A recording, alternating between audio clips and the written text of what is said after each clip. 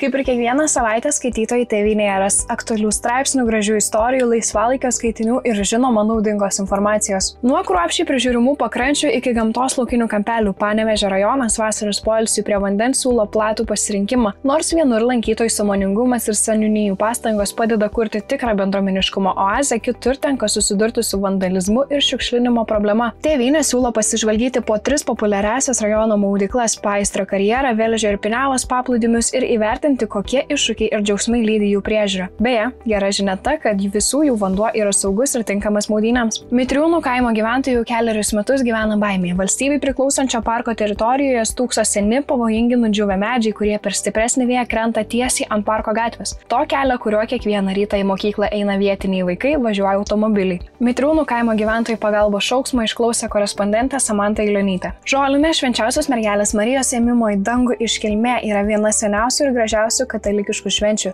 Ji primena, kad Marija kaip pirmoji atpirktoji priėmusi Dievo malonę yra įvesta į dangiškąją šlovę su siela ir kūnu. Tai viltingas ženklas kiekvienam krikščioniui. Mūsų kelionė pas Dievą turi tikslą ir prasmę. Anot Krekenavos bazilikos klebono Gedimino Jankūno atlaidai Krekenavoje tai ne tik liturginė šventė, bet ir gyvas tikėjimo liudijimas. Čia renkasi žmonės iš visos Lietuvos, kad kartu melstųsi, dėkotų už patirtus stebuklus ir patikėtų savo gyvenimo viltį švenčiausiai mergeliai Marijai, vadinamai motina vilties. Paklaustas, kuo Žolinės atlaidai Krekenavo išskirtiniai, dvasininkas teigia, jog taip yra dėl senos tradicijos tąsos.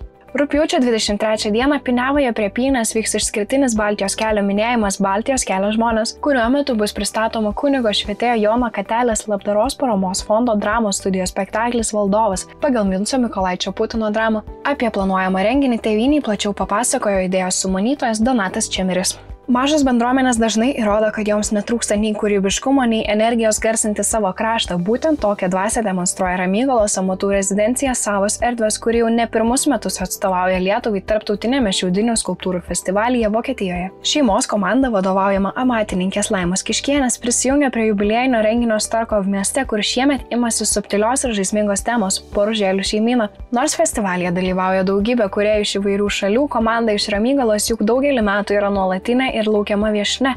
Plačiau apie festivalį naujausiame laikraščio Tėvynė numeryje. Eglė Bagdonienė – jauna, kūrybinga ir po studijų gimtąjį Paistrį grįžusi redaktorė, kurios vardas jau spėjo tapti žinomas vietos bendruomeniai. Nors jos kelias tik prasidėjo, mergina jau įrodė, su meile ir atsakomybė ir kūrybiškumu galima ne tik kurti leidinį, bet ir suartinti žmones.